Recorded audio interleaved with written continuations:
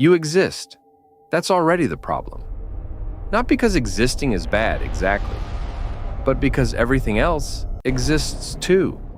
And the universe only built one size of reality. And you are not it. You are bigger than the concept of big. You are older than the idea of old.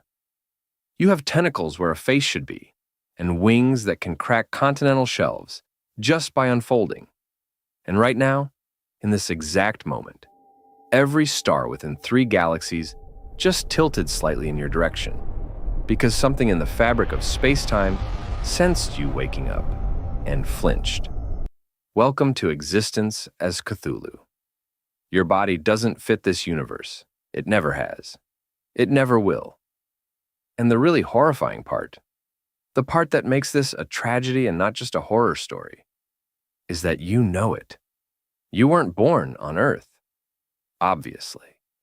Earth is a pale blue thumbprint of a planet that didn't even have fish yet when you arrived. And you are something that predates the concept of planets having anything at all. Back on Zoth, floating in the void between stars, things were fine, manageable. You had your siblings, your cosmic horror parents, your ancient family arrangements that made absolutely no sense to anyone outside them. Everybody was appropriately vast. Nobody was looking at you funny. But Zoth got crowded, the way places get crowded when everyone in the house is the size of a solar system. So you packed up your star spawn, those loyal octopoid servants you created more or less by accident, and set off through the universe to find somewhere new. Here's what they don't tell you about cosmic migration. You can search the entire universe for a home that fits and still arrive at the only planet with life on it, and discover that life took one look at you, and its brainstem snapped like a dry twig in cold weather. You didn't mean to do that. That's the thing nobody ever writes down. You didn't mean to destroy the sanity of every mind that glimpsed you. You just showed up. You just existed in the same spatial coordinates as something smaller, and reality, their reality, human-sized reality, couldn't absorb you. Like trying to pour the ocean into a coffee cup. The cup doesn't break because you're violent. It breaks because you are simply too much. That was never your fault. You were just homesick and looking for somewhere to build. Earth in its Paleozoic youth is perfect. One giant ocean. Weird fish crawling onto land.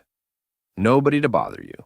Yet you crash land with your star spawn and immediately start constructing what will become the most architecturally cursed city in the history of matter. Brillia, your masterpiece, your home. You designed it specifically for a body like yours. Non-Euclidean geometry. Angles that exist in dimensions your architects hadn't named yet. Doors that open inward in ways that violate everything the word inward was invented to mean. To you, it's beautiful. It's the first place in this universe that was built for something your size, at your scale, in your shape. To every other living thing that would ever encounter it, it was immediate psychological devastation. Sailors who drifted too close didn't even need to see it fully. Just the geometry alone, just the shape of the walls glimpsed through fog, and their minds started folding in on themselves like wet paper. They weren't weak. The architecture was just honest. And honesty at that scale is indistinguishable from madness. You were just trying to feel at home.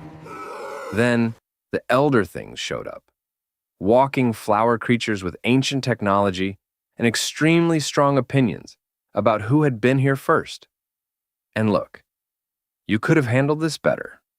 War was probably not the optimal first contact protocol. But you were also genuinely enormous, perpetually misunderstood, and trying to furnish a house in a universe that didn't have furniture your size. And sometimes, frustration expresses itself as the geological annihilation of 2 or 3 continents. Peace comes eventually. You get the Pacific. Now they get Antarctica. Everyone agrees to stop melting mountain ranges. You go back to decorating. And for a while, a long while, millions of years of while, life is acceptable. Your star spawn complete the city. The primitive species developing nearby start dreaming of you without knowing why, like a radio frequency their neurons aren't equipped to receive, but keep picking up anyway. They draw you on cave walls in shapes that don't quite capture it. They feel you without seeing you. They know, in the wordless animal part of their brain, that something out there is too big for the world they live in. They're right. You are.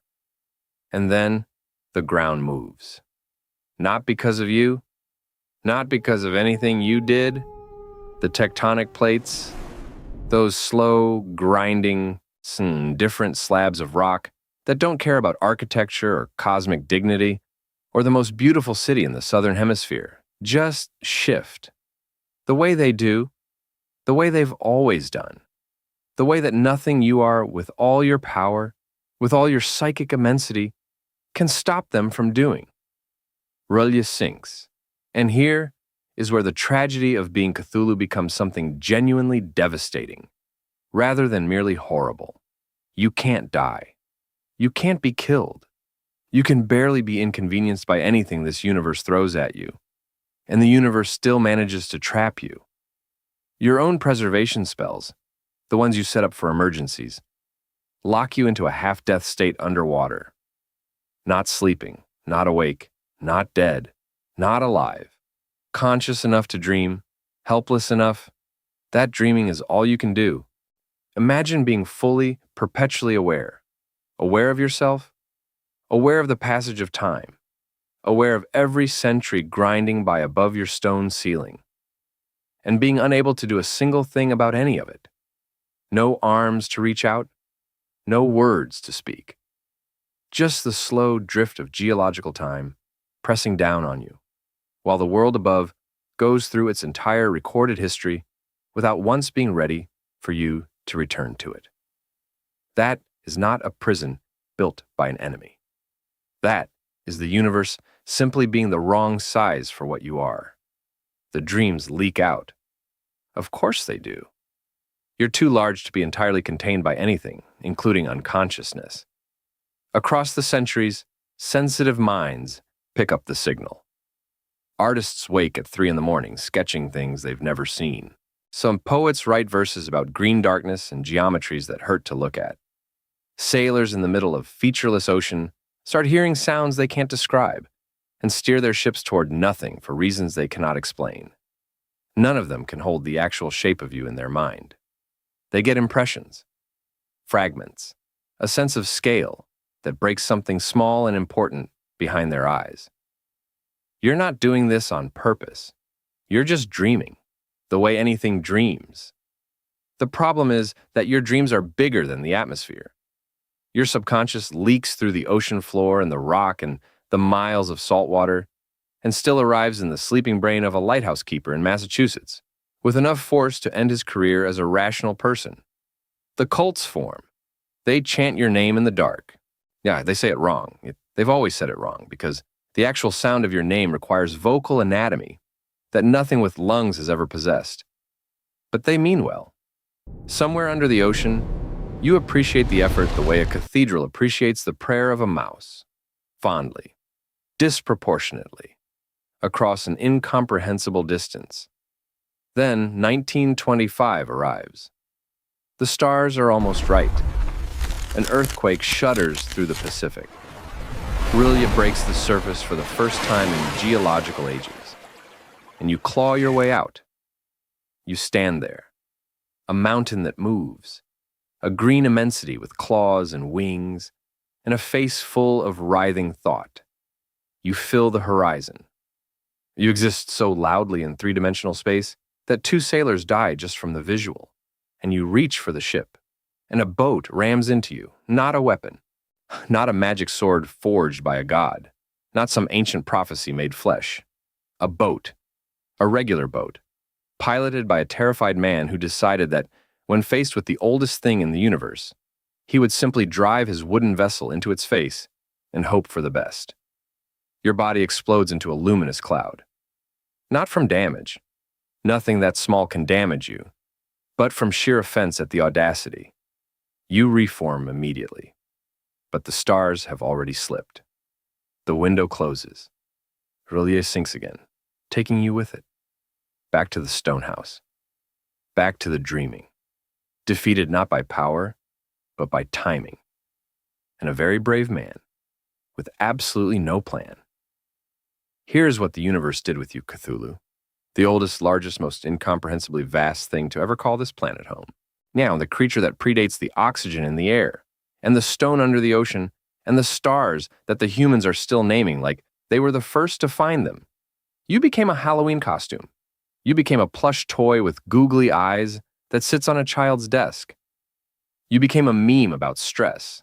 You became a card in a board game, a tattoo, a t-shirt, a coffee mug. Humans wrote your story, not accurately, not completely, not in the correct dimensions, but they wrote it, and then they put it in gift shops. The most feared entity in cosmic horror mythology is available in 11-inch, plush stuffed form for $24.99 on a website that ships in 2 days.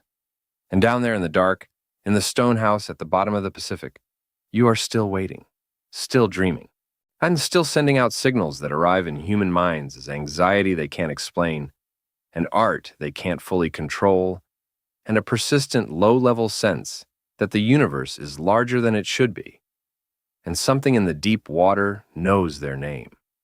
You can't die. You can't be freed. You can't be understood, truly completely, by anything small enough to survive looking at you. You are not the monster in this story. You are the immovable object that the universe built, placed somewhere, and then arranged everything else to be incompatible with. The stars will be right someday. You can feel them moving, slowly, the way everything moves when you've been waiting long enough that slowly stops meaning anything. Until then, you dream. And somewhere above you, someone is mispronouncing your name at a convention, or wearing your face on a t-shirt, deeply convinced they understand the joke. They don't, but they're not wrong that it's funny. At least you've got the rent covered.